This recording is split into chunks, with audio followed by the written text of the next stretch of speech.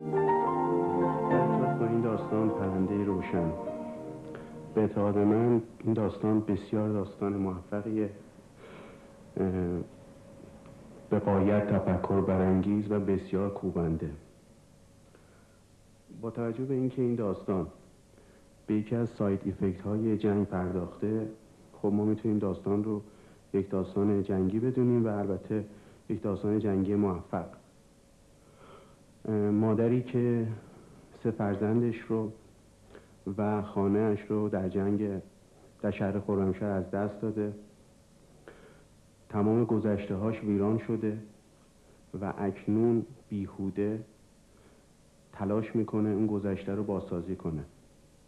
ما ببینیم که میگه مادر به سراغ عکس‌هایی که در گذشته اقوام تو خرمشهر انداختن میره و با مراجعه به اون عکس‌ها بیهوده میخواد گذشته خودش رو بازسازی کنه.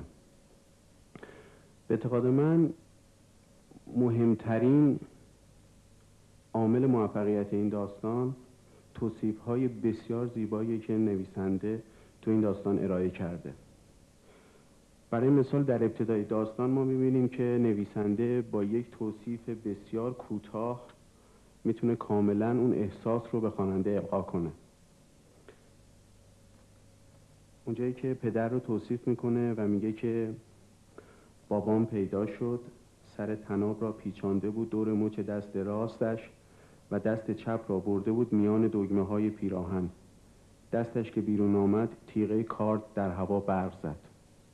با همین 2-3 جمله نویسنده به زیبایی میتونه یه توصیف خیلی کوبنده ارائه بده. و در پایان در یک توصیف دیگه وقتی که راوی داستان رو توصیف میشه، یه لحظه این احساس به ما دست میده که در واقع شاید این داستان یک شرح یک کابوس باشه.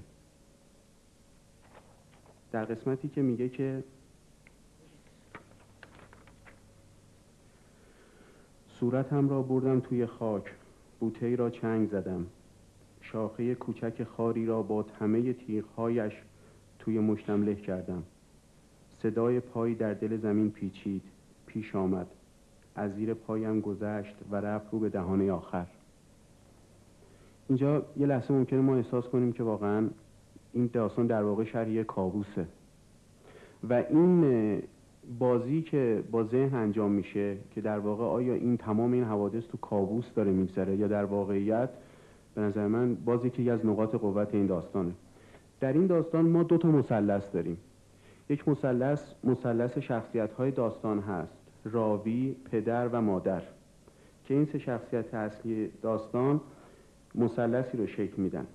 ما یه مثلث دیگه هم تو این داستان داریم که مثلث بعدی کارد، طناب و چراغ قوه هست، همون پرنده روشن، که این 3 شیء داستانی یک مثلثی رو شکل میدن، کارد، طناب و چراغ قوه، که مانند یک چاه داره میاد. در واقع قراره که بیاد مادر رو در خودش ببلعه، خفه کنه. اما در پایان ما می‌بینیم که در یک حالت سورپرایز عکس میشه، یعنی این پدر هست که به قتل میرسه و حالا مثل قراره که خود راوی هم در خطر مرگ هست. یعنی واقعا این داستان تا جایی که تموم میشه به صورت نقطه چین ذهن خواننده ادامه پیدا میکنه که راوی هم ممکنه به سرنوشت پدر مبتلا بشه.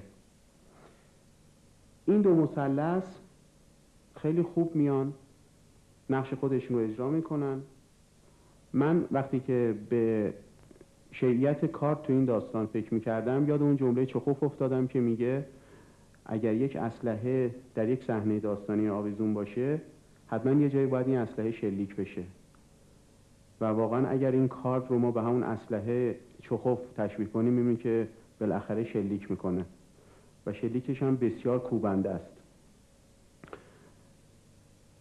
یکی از مسائلی که تو این داستان وجود داره اینه که نویسنده با توصیفات زیبای خودش ما رو از مرزهای تجربه‌های روزمره و عادی خارج میکنه.